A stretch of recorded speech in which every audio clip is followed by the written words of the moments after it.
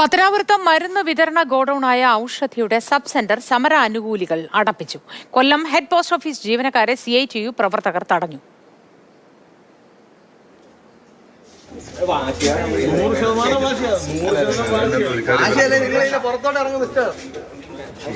ഒരു തൊഴിലാളിയാണ് ഒരു സ്ഥാപനത്തിൽ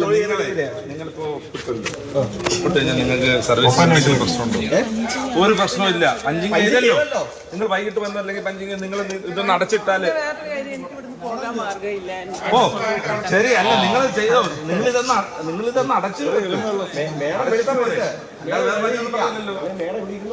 കണ്ണൻ നായർ വിവരങ്ങളുമായി ചേരുന്നുണ്ട്. കണ്ണൻ നായർ, എന്താണ് സംഭവിച്ചത്?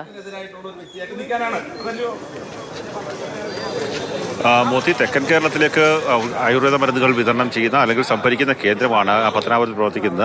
ആ സ്ഥാപനം രാവിലെ തന്നെ തുറന്ന് പ്രവർത്തനം ആരംഭിച്ചു. ആ സമയത്താണ് ഇടത് അനുകൂല സംഘടനകളിലെ പ്രവർത്തകർ അവിടേക്ക് എത്തിയത്. ആ പ്രവർത്തകർ അവിടെ ഉണ്ടാകുന്ന ജീവനക്കാരെ ഭീഷണിപ്പെടുത്തുന്നുണ്ട്. നിങ്ങൾ പുറത്തേക്കൊന്ന് ഇറങ്ങും, അപ്പോൾ കാട്ടിത്തരാമെന്നുള്ള രീതിയിലുള്ള ഭീഷണിയുണ്ട്. അപ്പം തന്നെ വനിതാ ജീവനക്കാരിയാണ് അവിടുത്തെ ചുമതലക്കാരി.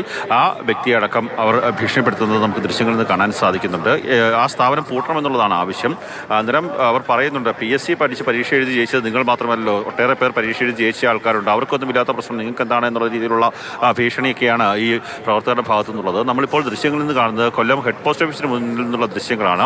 ഇവിടെ രാവിലെ ഹെഡ് പോസ്റ്റ് ഓഫീസ് തുറക്കാനായി 20ഓളം ജീവനക്കാരാണ് എത്തിയത്. അവർക്കാർക്കും ഹെഡ് പോസ്റ്റ് ഓഫീസിനുള്ളിലേക്ക് അകത്തേക്ക് കയറാൻ സാധിച്ചിട്ടില്ല. അവരുടെ കേന്ദ്ര ഓഫീസിൽ നിന്ന് ഇന്ന് ഹെഡ് പോസ്റ്റ് ഓഫീസ് തുറന്ന് പ്രവർത്തിപ്പിക്കണം എന്നുള്ള നിർദ്ദേശം ഉണ്ടായിരുന്നു. പലപ്പോഴും സ്ഥാപനങ്ങൾ തുറന്ന് പ്രവർത്തിപ്പിക്കണം, അടയ്ക്കേണ്ടതില്ല എന്ന നിർദ്ദേശത്തെ തുടർന്നാണ് ഇവരൊക്കെയും ജോലിക്ക് എത്തിയത്.